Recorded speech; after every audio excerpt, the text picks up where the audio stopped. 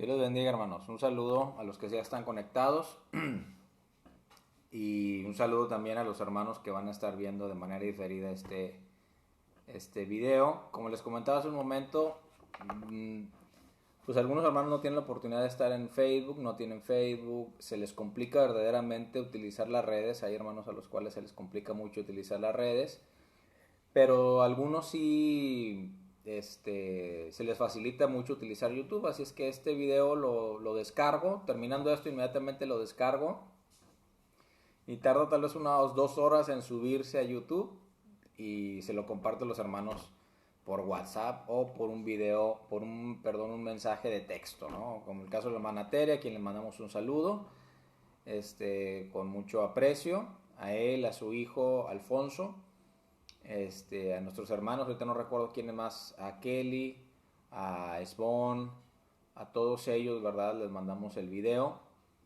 Ya habíamos mandado algunas predicaciones en el mes de, si mal no recuerdo, mayo, junio y parte de julio, primera semana de julio, pero lo empecé a batallar para editarlo. Ya no lo edito, bueno, ya lo dejo así como tal, no he podido editarlo, lo dejo así como tal y lo mando.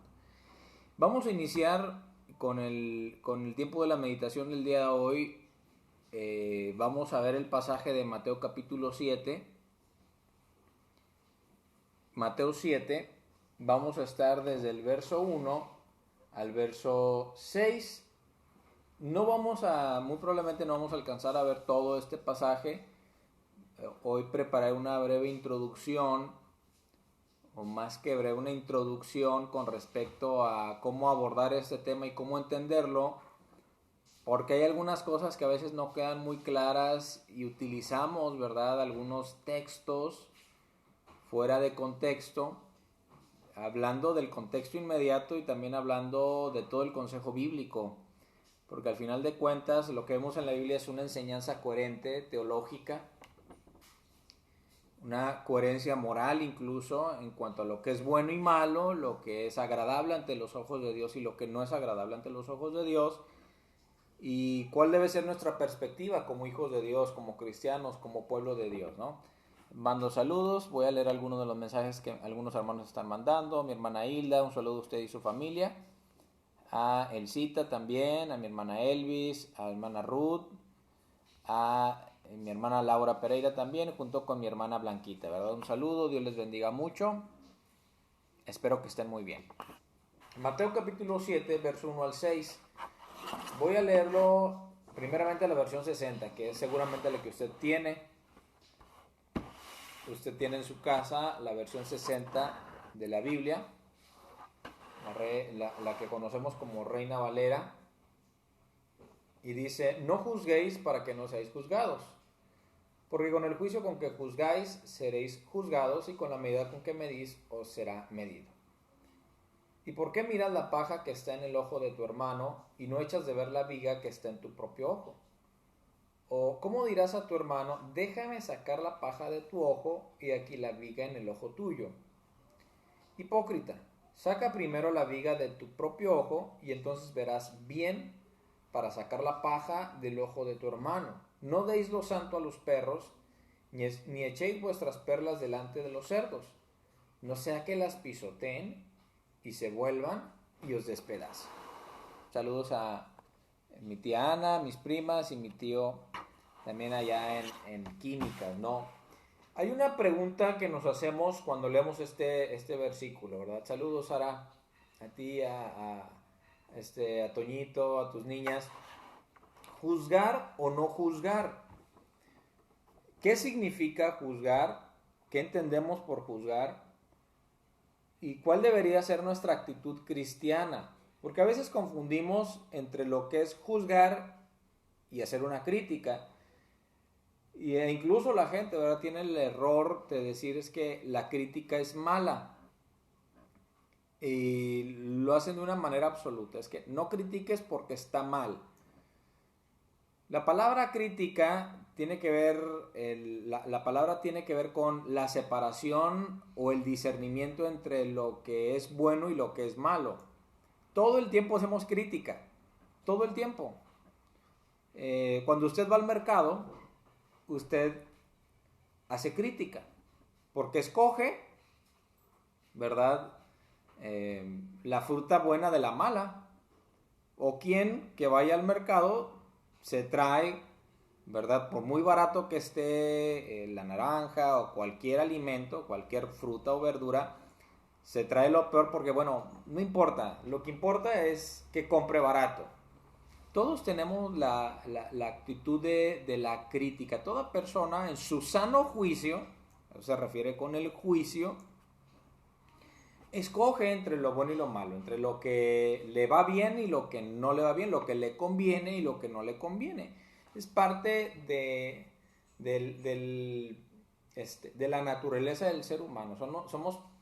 Somos seres racionales y tenemos la capacidad de discernir entre lo que me conviene y lo que no. De hecho, si en el pasaje, en el relato de Adán y Eva se hubiera comportado crítica, no hubiera comido el fruto de la ciencia del bien y del mal. Es buena tener una mente crítica, porque si no tuviéramos una mente crítica seríamos capaces de creernos todo lo que alguien nos dice. Está en nuestra naturaleza, es normal. Y a veces, tristemente, lo que algunos consideran o lo que algunos consideran juicio no es otra cosa más que una crítica. Y es necesaria en la sociedad, es necesaria en la iglesia, es necesaria en la familia, es necesaria en la vida personal tener una mente crítica. Siempre. Siempre, porque eso nos va a permitir entender mejor las cosas y tomar mejores decisiones. Pero yo creo que este pasaje de no juzguéis, si se quedan con el primer versículo, el versículo número 1 del capítulo 7, que dice no juzguéis para que no seáis juzgados, este es un pasaje bíblico que más se ha malinterpretado y utilizado en este tiempo para censurar la verdad. Por ejemplo, cuando alguien habla acerca de la perversión sexual, un ejemplo, habla acerca del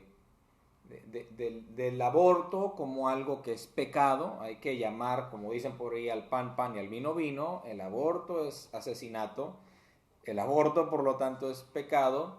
La perversión sexual es eso, una perversión. Las diferentes prácticas que hoy muchos tienen en el nombre del amor son perversiones, y al ser perversiones son algo contrario al diseño original que el ser humano tiene, por lo tanto es pecado. Y muchos llaman al hacer crítica o al señalar el error como un juzgar, y utilizan este versículo para decir no juzguéis para que no seáis juzgados. Se utiliza en ese ámbito. Se utiliza incluso dentro del mismo ámbito cristiano, cuando por ejemplo usted, teniendo una mente crítica, teniendo una mente conociendo la palabra del Señor, ve una práctica contraria a lo que enseña la Biblia, en alguno de esos tantos superapóstoles, superprofetas y superpastores, y usted dice que no es bíblico porque no viene en la Biblia, porque incluso atenta contra lo sano de la práctica cristiana, la práctica bíblica, no va a faltar por ahí alguien que le dice no juzguéis para que no seáis juzgados. Y luego le añaden también, ¿verdad? No toquéis a su ungido. Si es un siervo de Dios, no digas nada malo.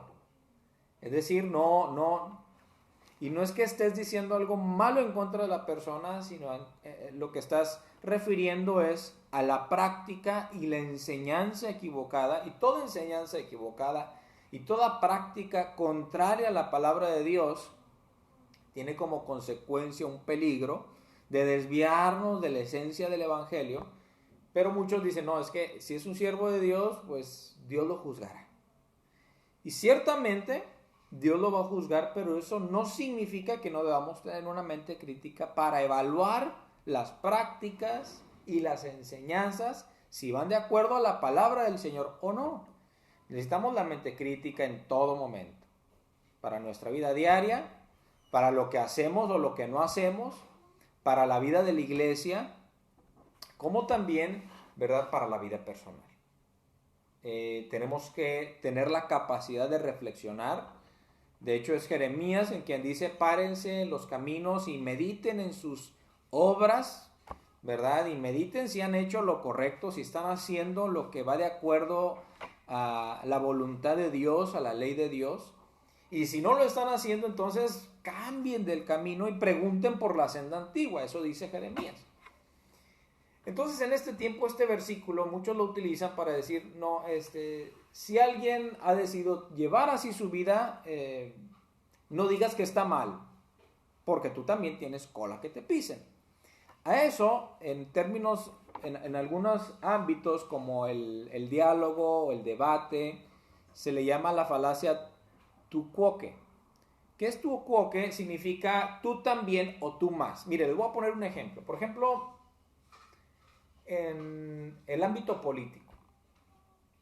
En el ámbito político, bueno, es común ver que cuando llega un partido político al poder, ¿verdad?, distinto al que estaba antes, que está pasando en México, que ha pasado en México, que llegó alguien que no estaba antes, tenemos una actitud a veces un tanto maniquea, ¿no? Si es tal candidato porque tiene tal partido, esto es independiente de lo que les voy a explicar en cuanto a la falacia tu quoque, debe estar mal.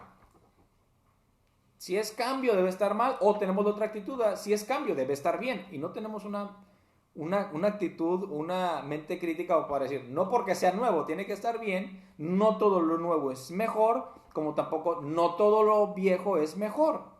Hay que evaluar qué es lo mejor. No porque sea de X partido sea el mejor, o porque yo tengo estos colores sea el otro el peor. Pero cuando llega un partido político al poder, el contendiente, al que también se le conoce como la oposición, que en algún momento el que estuvo en el poder fue oposición y hizo el trabajo del que hacía antes, ¿verdad?, él mismo, pero el que está del lado de la oposición ahora, que son todos aquellos, ¿verdad?, que no ganaron la votación, ¿verdad?, no ganaron la contienda política, acusan de corrupción. Está bien. Si hay evidencias, están en lo correcto. Yo creo que si hay evidencias en cuanto a corrupción, se tiene que presentarlas, se tiene que decirlas. Pero lo que yo he visto es de los fanáticos, hay una diferencia entre ser fanático de un partido político y defender todo lo que otro partido político, en aras de la modernidad, en aras de lo que usted quiera. No se puede defender todo de otro partido político. Por eso el cristiano considero que debe tener mucho cuidado en cuanto a su afiliación política, porque es como el fútbol y es como el fanatismo religioso. Se llega a las pasiones, ¿no? Y las pasiones son emociones desordenadas. Bueno, entonces la oposición señala al que está en el poder que hay actos de corrupción en él, en sus familiares, en sus hijos, en X. Y los fanáticos o los seguidores, muy fans, ¿verdad?, de ese ahora líder que está en el poder, de ese partido político, se ciegan totalmente a la situación de corrupción y hacen una falacia tu quoque. ¿Por qué? Porque dicen lo siguiente: bueno, es que cuando estaba el anterior partido también había corrupción y había más. Si nos damos cuenta, no están presentando en ningún momento, ¿verdad?, algún ejemplo o alguna evidencia de que es mentira lo que están diciendo, sino que dicen, bueno, sí hay, pero antes había más. O sí hay, pero pues sí hay corrupción, pero antes estábamos peor. Esa es una falacia tu quoque. Es decir, que cuando una persona está conversando con otra y le dice, ¿verdad?, un error o una falla en la que está, dice, sí, pero tú más. Y ya con eso pareciera que ya te desarmó, ¿verdad? Pero hay una incoherencia, porque no se muestran evidencias de que anteriormente no haya corrupción, sino que dicen que su mayor evidencia es de que antes había y antes estaba peor. No es esa un buen argumento que desarme al otro. Entonces muchos aplican esta falacia cuando se habla de los pecados, como lo mencionamos en un principio, los de tipo de perversión sexual, que no quieren reconocer el mal, no argumentan ni con la biología, ni con la razón, y mucho menos con la Biblia. Solo dicen el que esté libre de pecado.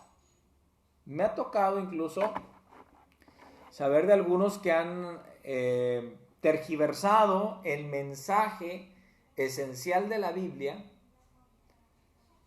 para sacarse, como dicen coloquialmente por ahí, de la manga el argumento de que si en tiempos pasados hubo homosexualidad, ¿verdad?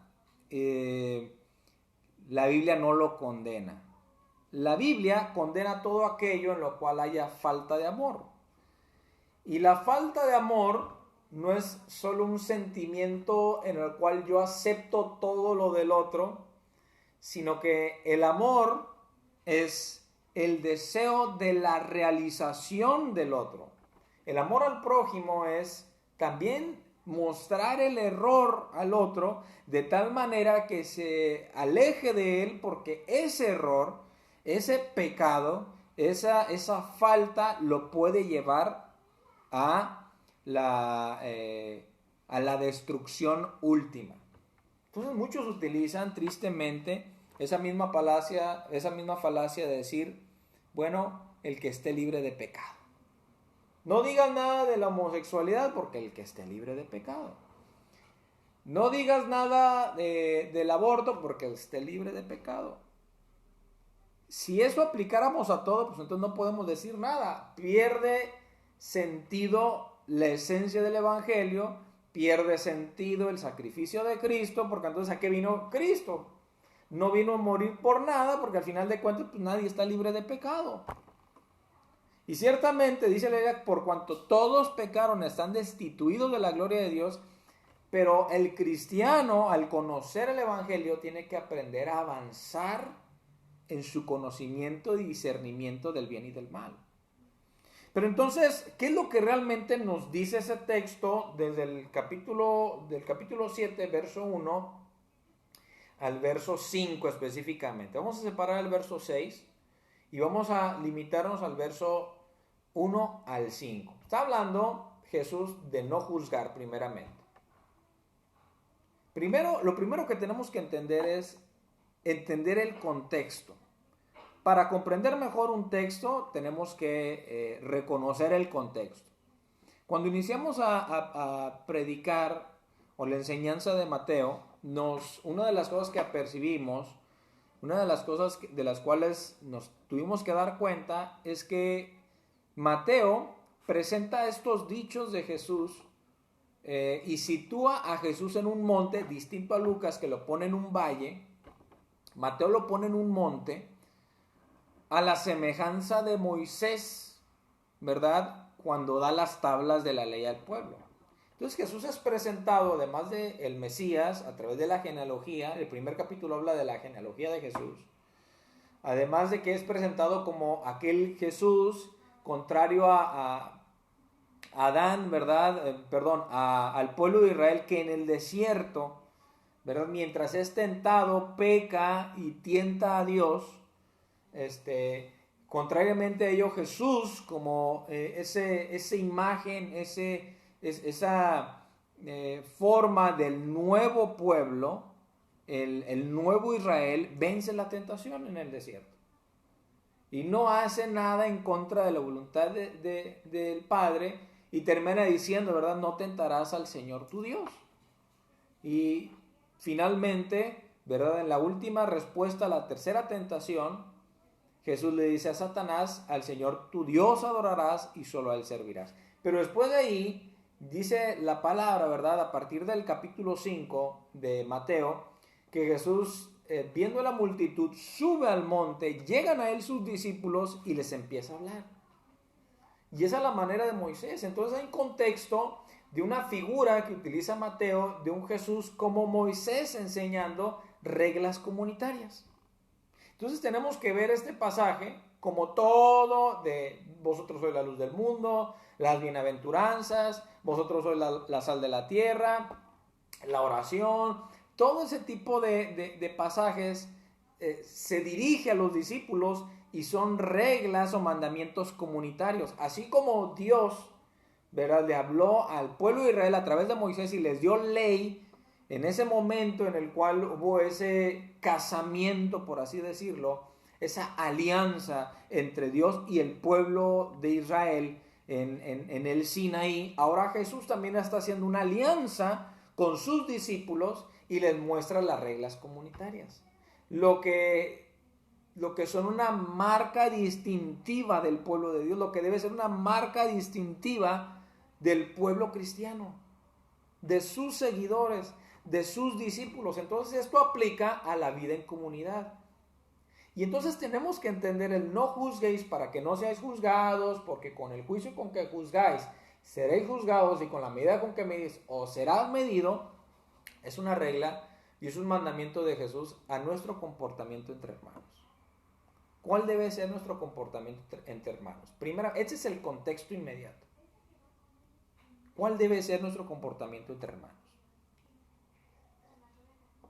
Jesús se presenta entonces como la manera de Moisés, le da una muestra también del amor divino total. Recordemos que les habla de no vengarse, cuando le dice, si alguien te hiere la mejilla derecha, ponle también la otra. Les habla acerca de soportar la persecución, y que fue algo distintivo en el pueblo cristiano en el primer siglo hasta mediados y un poquito después del siglo III. Vivió persecución durante más de 2 siglos el pueblo de Israel, el pueblo cristiano.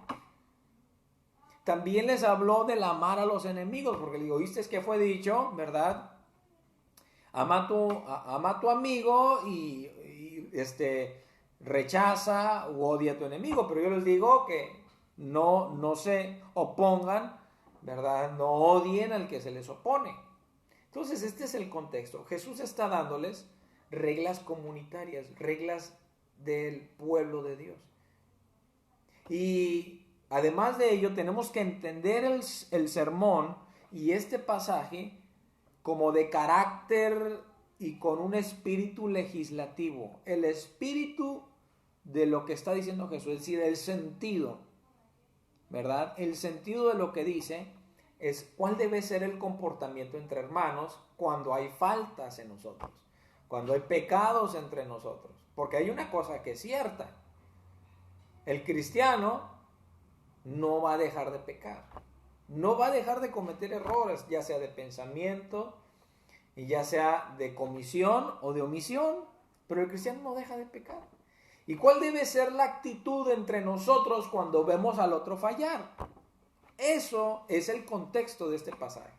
No que no digamos lo que está mal, no que no mencionemos lo que es un error, sino cuál es nuestra actitud entre nosotros como hermanos en la fe cuando vemos al otro caer, cuando vemos al otro fallar o cuando vemos, ¿verdad?, la falta en el otro. ¿Cuál debe ser nuestra actitud? No es tampoco una invitación. Como tercer punto, el primero tenemos que recordar que sigue siendo parte del Sermón del Monte. Lo segundo es que es de carácter legislativo y un espíritu legislativo en estos pasajes. Y el tercero es que no es una invitación a señalar el error, no es una invitación a no señalar el error que pone en peligro la integridad del hermano. Mire, porque en todo caso ese sería falta de amor. Dice la Biblia que el cumplimiento de la ley, en el amor no hay error, ¿verdad? Y que el cumplimiento de la ley es el amor. Y si por amor entiendo no señalar aquello señalar el peligro en el cual se encuentra mi hermano con su comportamiento, con sus actitudes, con sus actos, ¿es amor o falta de amor? Si usted ve que un amigo suyo o amiga suya tiene comportamientos contrarios que lo están llevando a la autodestrucción, ¿usted qué hace? ¿Se queda callado o le dice, mira, estás mal? Si usted ve dentro de su familia una persona que es alcohólica, ve una persona que tiene un vicio destructivo, ¿se queda callado o le dice, bueno, es que cada quien es responsable? ¿Qué hace? ¿Qué haría? ¿Cuál sería un acto amoroso? El acto amoroso, obviamente, es invitar, ¿verdad?, a dejar de hacer aquello que lo está destruyendo. Los mandamientos de Dios no solamente es, bueno, no hagas esto, ¿por qué, Dios? Porque yo lo digo. No, no es por eso. Hay un motivo. No tenemos un Dios que da mandamientos de una manera autoritaria. Olvídese eso. Si usted tuvo un padre, una madre autoritaria que le decía, bueno, no hagas esto, hijo, ¿por qué? Porque soy tu padre.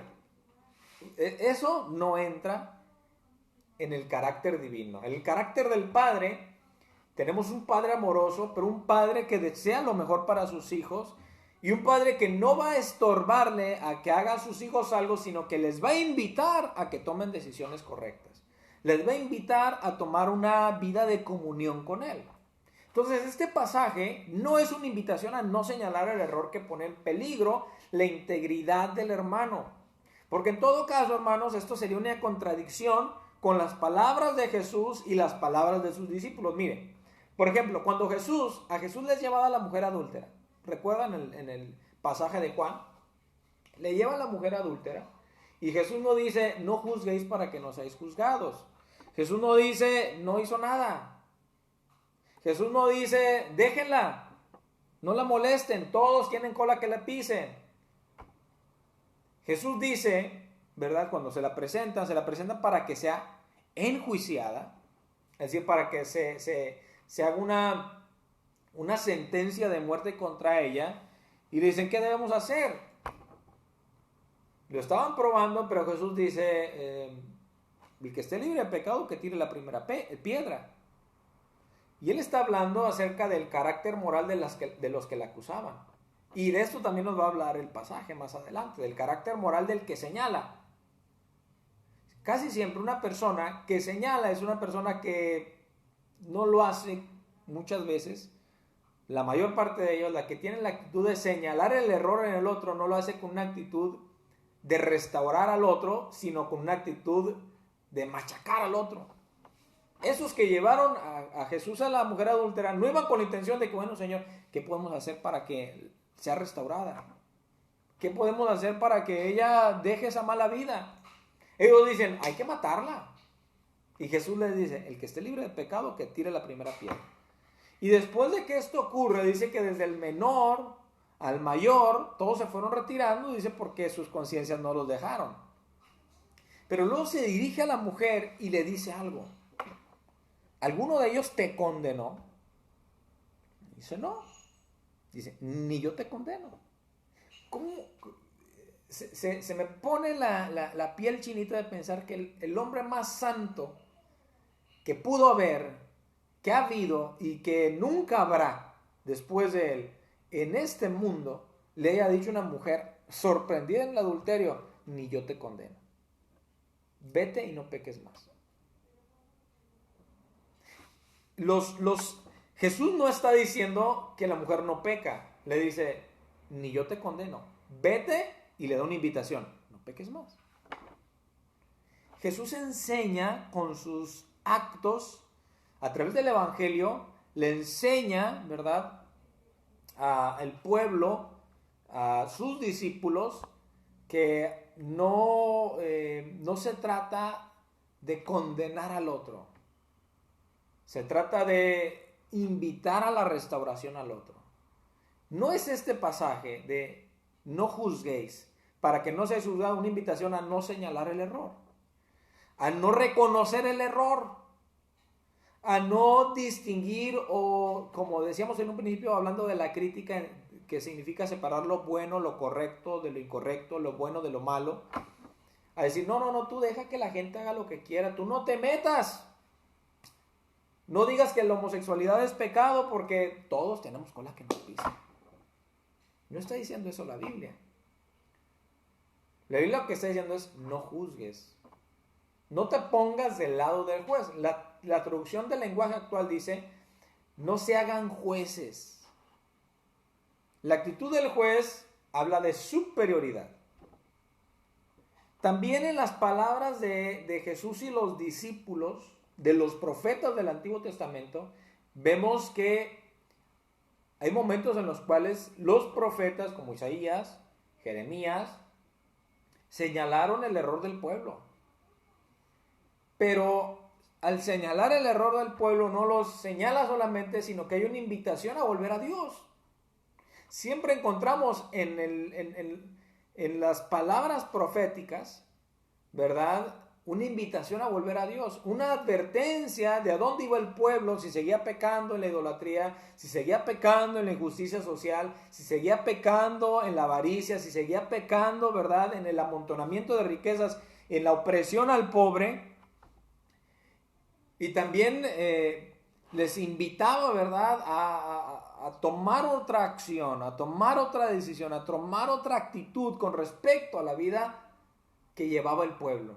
Entonces este pasaje no es una invitación a no señalar el error que pone en peligro la integridad del hermano. Veámoslo desde el punto de vista de sus hijos, Mire, si usted ve que su hijo va de 3, 5 años, si yo veo que Liam va y prende la estufa, le digo, no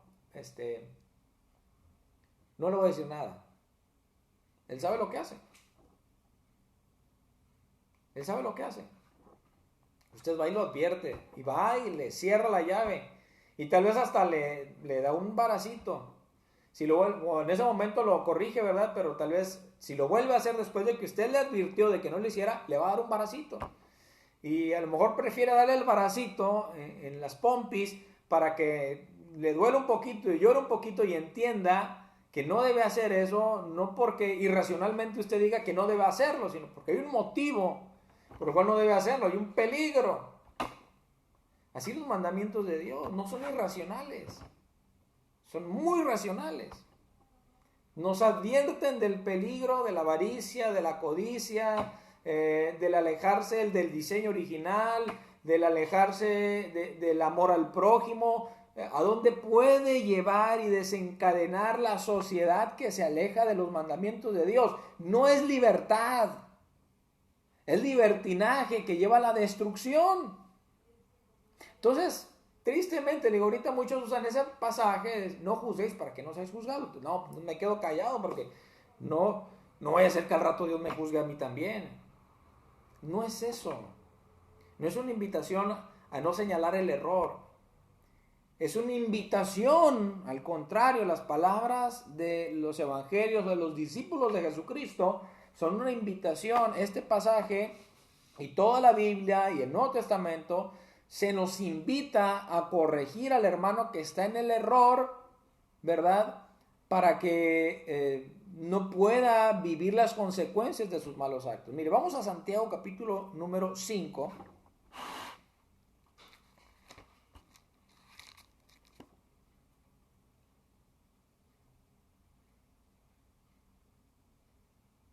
Verso 19. Mire, desde el 16,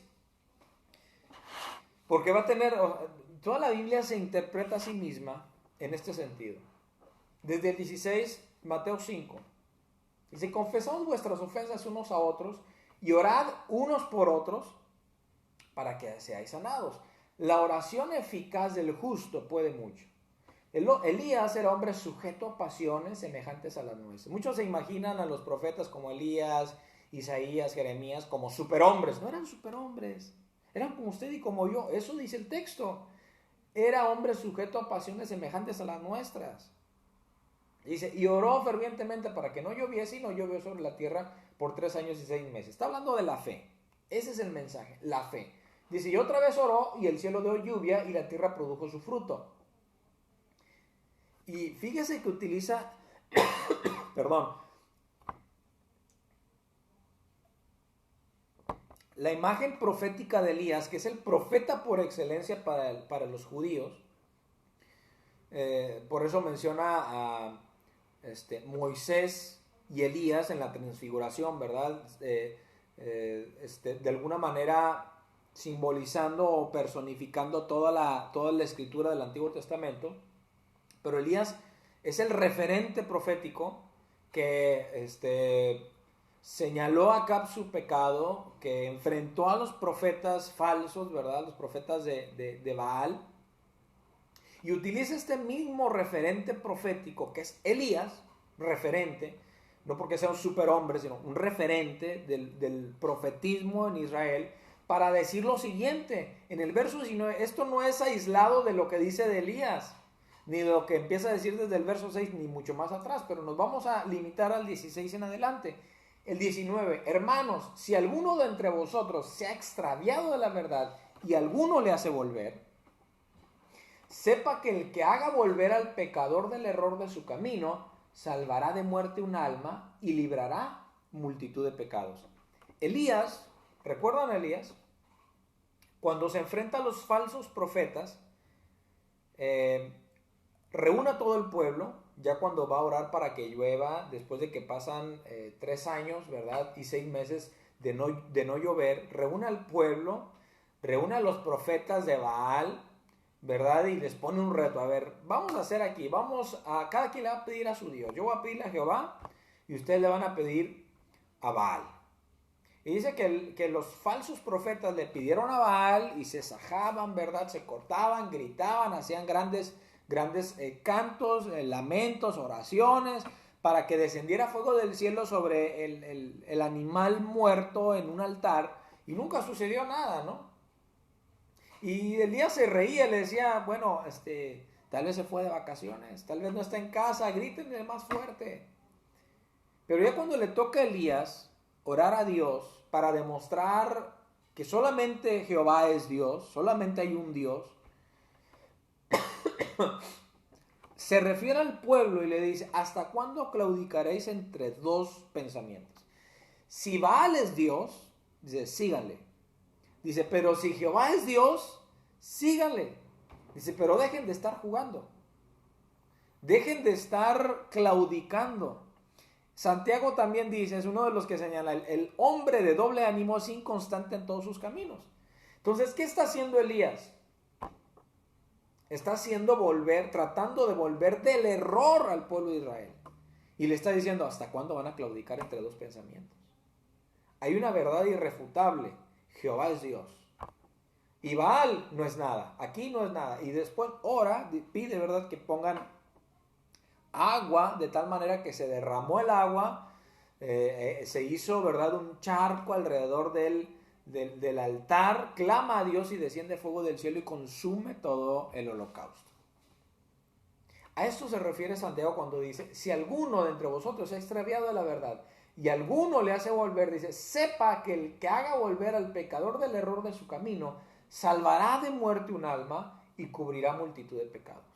Entonces, juzgar no es una limitación o una invitación. No juzguéis para que no seáis juzgados, no es una invitación a que no señalemos el error. Es más, la Biblia nos enseña, durante todo el Antiguo Testamento, otro de los profetas fue Ezequiel.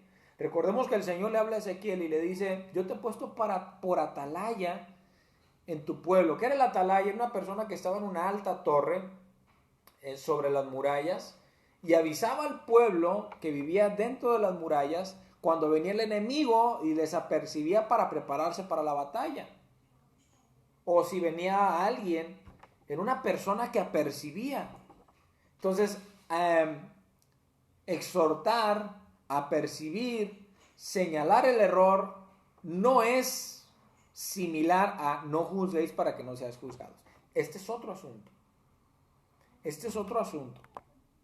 Entonces, es en el Nuevo Testamento y sobre todo también en el Antiguo Testamento, en el carácter profético de los siervos de Dios, quienes señalaban el error y le decían, caminen de otra manera, cambien sus caminos.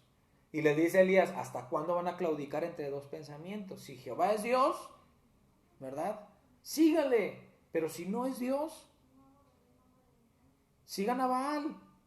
Y los invita, ¿verdad?, a reconocer a Jehová como Dios. Ahora, tristemente, en estos tiempos utilizan mucho la palabra amor, pero relacionado no con el bien del otro. El amor, el verdadero amor, busca el bien del otro, aunque significa la reprensión, aunque signifique el señalar el error. Porque muchos dicen, no, pues es que no digas nada de los homosexuales porque no amas. El que señala que la homosexualidad es pecado, no ama. No es cierto. Al contrario, si entendemos por la razón, por la biología, y bueno, incluso hasta por la Biblia, que no es un libro de biología, pero que sí nos apercibe de los peligros, de las acciones y actitudes contrarias a las leyes naturales, ¿verdad? Por ejemplo, cuando les da en el Antiguo Testamento, cuando hay mandamientos acerca del uso de la tierra, del subsuelo, les dice descansar el subsuelo durante un tiempo, la tierra tiene que descansar del uso, ¿verdad?, de los animales de carga. Dice, no pondrás bozal al buey que trilla. O sea, ¿qué significa eso? Que si mientras tú llevas a tu buey arando en aquellos tiempos, ¿verdad? Llevaban a su buey arando, oye, pues no seas tan duro como para ponerle bozal y que no coma de lo que está arando. Son leyes, ¿verdad?, de alguna manera humanitarias, racionales. Las leyes de Dios no son irracionales, no así como que se le ocurrió a Dios, pues no, la homosexualidad es malo, la perversión, lo que dicen Romanos es malo porque Dios lo dice, no, porque hay una consecuencia y porque no hay complementación física entre dos personas del mismo sexo. Entonces, pero tristemente hoy muchos de la banderita y sobre todo de esta banderita arcoíris, que Dios los ama y Jesús murió por ellos también, y Dios los ama y nosotros debemos amarlos también a ellos. Esa es nuestra actitud, pero por amarlos, un verdadero amor no solapa.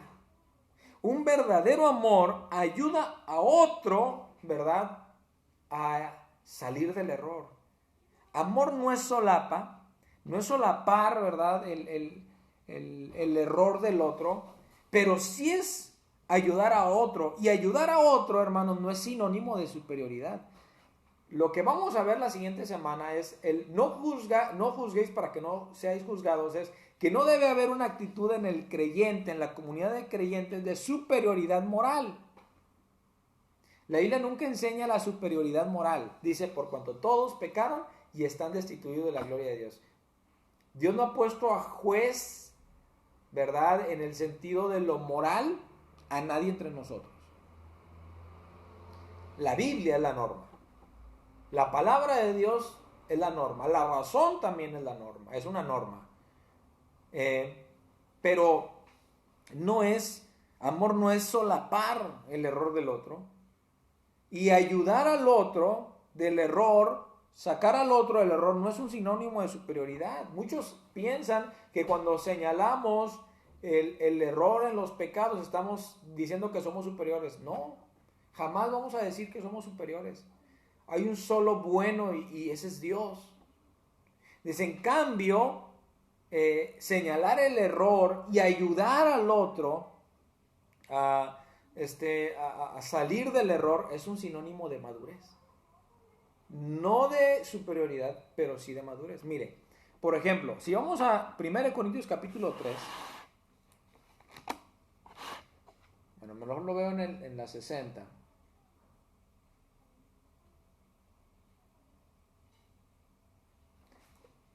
Dice lo siguiente, está hablando Pablo a los corintios, había él identificado divisiones, disensiones, pleitos, murmuraciones en esta iglesia, Y entonces empieza a exhortarlos y le dice de manera, capítulo 3 de 1 Corintios, verso 1, de manera que yo, hermanos, no puedo hablaros como a espirituales, sino como a carnales, como a niños en Cristo. ¿Sí entienden la relación?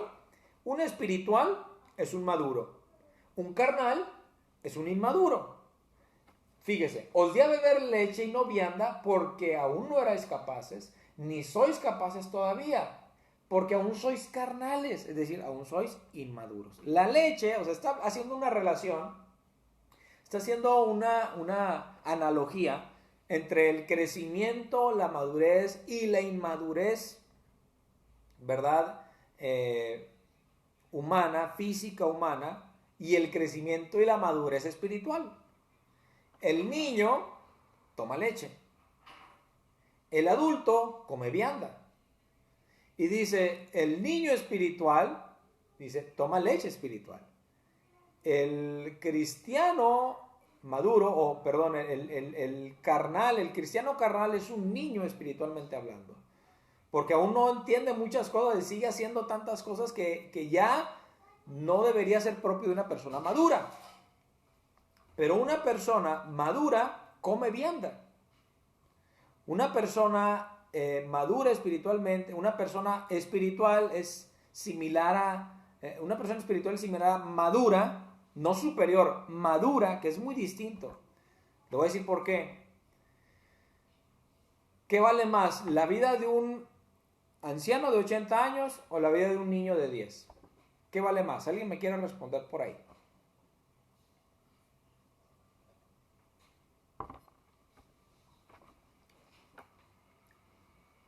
¿Vale más la vida de un adulto de 80 años o la de un niño de 10?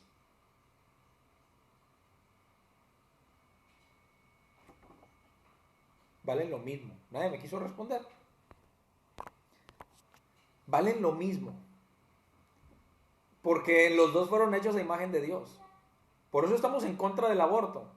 Porque entendemos que una nueva vida empieza, ¿verdad?, en el momento de la concepción. Y por eso sabemos que el aborto es homicidio, porque no vale más un adulto por ya nacer que por estar en el vientre. Vale lo mismo. Son valiosos delante de Dios, tanto el ser humano que aún está en el vientre, como el que ya no está en el vientre. Es lo mismo. Es exactamente lo mismo. No se trata de un aspecto de superioridad. No es que el maduro sea superior al inmaduro. No es que el carnal sea inferior, el cristiano carnal sea inferior, ¿verdad?, al cristiano espiritual. No hay superioridad. Delante de Dios no hay superioridad. Todos somos iguales delante de Dios. No existe hombre, mujer, niño, niña. Pero lo que sí hay es madurez o inmadurez.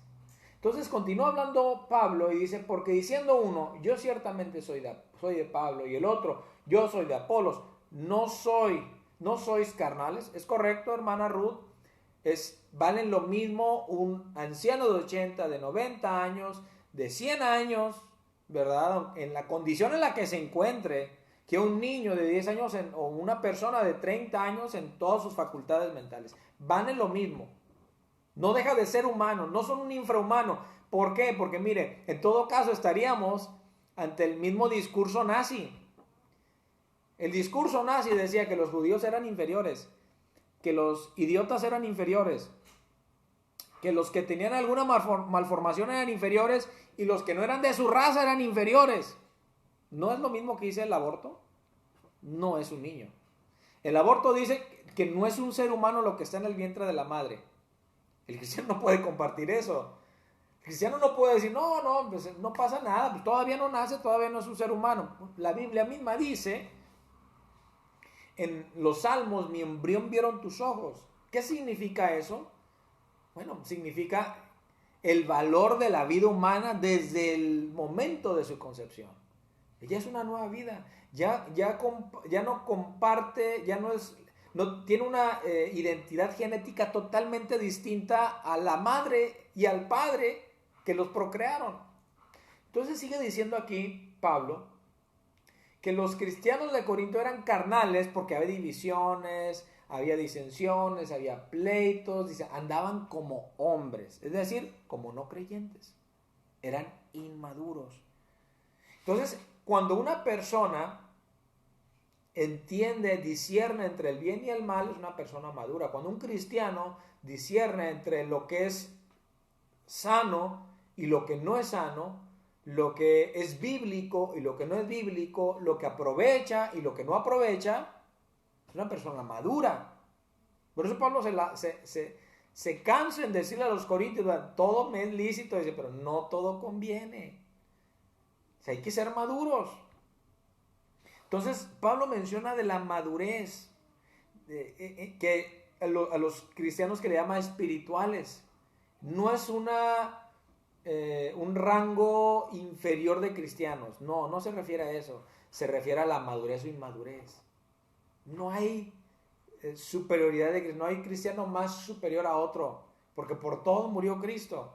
Se trata de madurez. Entonces, ser maduros es ser espirituales, es ser maduros y ser capaces de consumir alimento sólido. Y la madurez no se gana con el tiempo. Se gana con la obediencia a Dios. Hay cristianos que tienen 20, 30, 40 años y son niños espiritualmente. Y no por ello digo que son inferiores, no son inferiores, pero no han madurado porque no han aprendido a obedecer a Dios a través, ¿verdad?, del discernimiento entre el bien y el mal, a través de la escritura, a través de su comunión con Dios. Hay cristianos, ¿verdad?, carnales en ese sentido, inmaduros, que todavía necesitan que se les enseñe la leche. No te pelees con tu hermanito, no te enojes porque no te saludó, cosas tan simples, porque no han madurado. Porque no, aprende a perdonar a tu hermano. ¿Por qué? Porque no han aprendido la madurez, no han madurado, no han crecido. Y no es que los que hayan crecido son superiores, no son superiores tampoco, no habla de superioridad, habla de madurez e inmadurez. Gálatas capítulo 6, verso 1 en adelante. Les estoy mostrando todos estos versículos porque el no juzguéis para que no seáis juzgados se tiene que entender de una manera correcta. No se tiene que entender como que no digas nada si alguien anda mal, porque no juzguéis para que no seamos juzgados. No digas que la homosexualidad es mala, porque no juzguéis para que no seáis pecado, no seáis juzgados. No digas que el aborto es pecado, porque no juzguéis para que no seáis juzgados. Esa es una manera irresponsable. Un cristiano no puede ser irresponsable. Un cristiano tiene que ser responsable de su prójimo. Recordemos que Caín, después de que él mismo mata a Abel, le pregunta a Dios, ¿dónde está tu hermano? ¿Y qué dice Caín? ¿Soy yo acaso guarda de mi hermano? ¿Sabe dónde andará? Edad tiene, ya está grande, ya está grandecito. Y a veces podemos tomar la actitud, ¿verdad? De que, bueno, pues cada quien. Sí, cada quien tiene que decidir, pero tenemos que aprender a enseñarle al hermano que es más pequeño en la fe, que es inmaduro en la fe, lo que es correcto y lo que no es correcto. Todo tiene que ver con la actitud y el espíritu de la reprensión. Mire, Gálatas 6, 1 al 6 dice, hermanos, si alguno fuere sorprendido en alguna falta, aquí podrían decir algunos, no juzguéis para que no seáis juzgados. No, dice, vosotros que sois espirituales. ¿Qué dijimos que es ser espiritual? Maduro. Restauradle con espíritu de mansedumbre, considerándote a ti mismo, no sea que tú también seas tentado. Sobrellevad los unos las cargas de los otros y cumplid así la ley de Cristo. Porque el que se cree ser algo, no siendo nada, a sí mismo se engaña. Así que cada uno someta a prueba su propia obra y entonces tendrá motivo de qué gloriarse solo respecto de sí mismo y no en otro. Porque cada uno llevará su propia carga. El que es enseñado en la palabra haga partícipe de toda cosa buena al que lo instruye. ¿Qué significa eso? Mire, vosotros que sois espirituales, restauradle con espíritu de mansedumbre. Juzgar, y aquí ya le voy a dar una entrada de lo que va a ser el próximo domingo. Juzgar es condenar. En el sentido de que Jesús dice, no juzguéis para que no seáis juzgados, es mandar al infierno a la gente por lo que hace. Nosotros no podemos mandar al infierno a nadie. Nosotros no debemos mandar al infierno a nadie. No nos corresponde a nosotros. No somos jueces en esta vida. En este momento no estamos como jueces para mandar al infierno a nadie. Para mandar a un lugar de tormento a la gente que actúa mal. Al contrario, somos personas que debemos madurar, somos cristianos, debemos ser cristianos espirituales, que debemos madurar, que debemos ser maduros para restaurar al otro con espíritu de mansedumbre. Pero tristemente a veces eso no hacemos.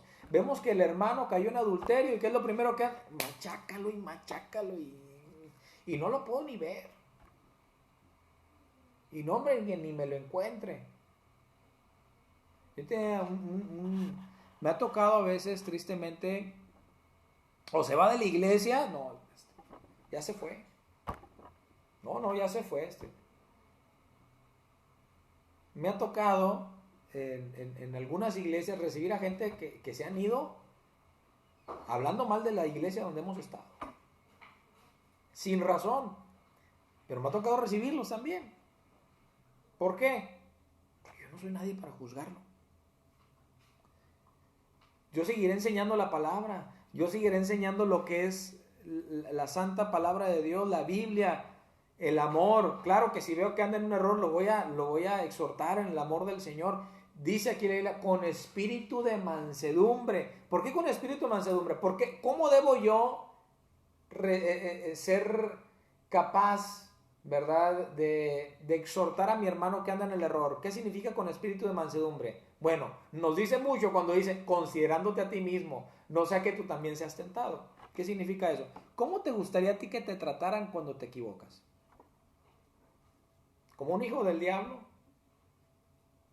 ¿Con un espíritu de mansedumbre, con restauración, con amor, en el sentido de no condenando, sino reconviniéndote, exhortándote a andar en el amor del Señor, o que te manden al infierno inmediatamente y hasta que te corran y hasta que hagan cartas para que ya no te reciban en esa iglesia? ¿Será ese un espíritu de mansedumbre? ¿Será ese un espíritu de restauración? Claro que no. Y todos a veces hemos cometido ese error de no tener un espíritu de restauración, de no tener un espíritu de mansedumbre cuando vemos el error en el otro. Nos colocamos como jueces. Y a eso se refiere la Escritura, a eso se refiere Jesús cuando dice, no juzguéis para que no seáis juzgados. No se pongan en un lugar de superioridad, porque cuando alguien se pone en el lugar de juez, se está poniendo como superior al otro. Y más adelante, ¿verdad? Dice cuál es la actitud del que se cree juez. Ve la paja en el ojo ajeno, pero no ve la viga propia. Y esta es una regla comunitaria de cuál debe ser nuestro trato entre hermanos. Si yo veo que mi hermano anda mal, el amor me invita a restaurarlo. El amor me invita a decirle, hermano, yo te pido por favor, y bueno, hay reglas, ¿verdad? Vamos a ver más adelante qué reglas, o hay sugerencias que el Señor Jesucristo da de cómo llamar a corregir su camino al otro. Porque a veces cuando nos llaman, a nadie nos gusta que nos llame la atención. Y lo mejor que puede hacer es que primeramente entre varios, ¿verdad? Busquen que ese hermano inmaduro, que ese hermano que anda en la carne, que ese hermano que anda desviándose del camino del Señor, regrese al camino del Señor. Dice, sobrellevad los unos las cargas de los otros, dice, y cumplid así la ley de Cristo. ¿Cuál ley? No dijimos en un principio que Jesús se está parando en el monte a la manera de Moisés y está promulgando su ley a la comunidad. Esta es la ley de Cristo. A eso se refiere Santiago, la ley de Cristo. Restaurar, el el amar, el considerarse uno mismo, ¿verdad? Cuando uno ve que el otro peca, no pienses, "Ey, ¿cómo es posible que no puedo creer que haya hecho eso?" Es una actitud de juicio. Y esa es la actitud cristiana. La actitud cristiana es: considérate a ti mismo, no sea que tú también seas tentado. A lo mejor ese hermano fue tentado y no sabes la tentación que él llevó. Igual no es, ¿verdad?, ningún tipo de excusa, de pretexto. Tenemos al Espíritu Santo, pero así como él cayó, tú también puedes caer. Pablo le dice a los corintios, el que cree estar firme, mire que no caiga. Entonces, no juzguéis para que no seas juzgados, no es una invitación a no señalar el error, a no invitar al cristiano que anda en el error a dejar de andar en el error, a no decirle al que está fuera del cristianismo, al que está fuera de la comunión con Dios, el peligro en el cual se encuentra si sigue con esa vida. Dios nos ha puesto como atalayas, pero ¿cuál es el carácter que tenemos cuando hablamos a los demás? ¿Tenemos un espíritu de restauración? ¿Tenemos un espíritu de mansedumbre? ¿O somos los que señalan para condenar? Porque estos hombres que llevaron a la mujer adúltera señalaron para condenar. Tú puedes extender tu mano para dos motivos con respecto al que está en el error: para ayudar a levantarse o para señalar y condenarlo. La ley de Cristo nos invita a llevar las cargas los unos de los otros, a amar al otro, a restaurar, a tener un espíritu de restaurador, a ser un restaurador con aquel que se aleja del camino, con aquel que no ha entendido el camino del Señor. A eso nos invita la palabra. Eso hizo Jesús. ¿Qué hizo con Pedro? ¿Qué hubiera hecho con Judas si no se hubiera suicidado? Seguramente Jesús lo hubiera restaurado. ¿Qué hizo con Pedro, verdad? Después de que lo niega, lo restaura. El Señor tiene un espíritu restaurador hacia nosotros. Él ama tanto al ser humano que dio su vida por nosotros. Y es algo que yo quiero con eso terminar. Quiero que usted piense. No juzgar al otro no significa no reconocer los errores e invitar al otro a la conversión, al arrepentimiento.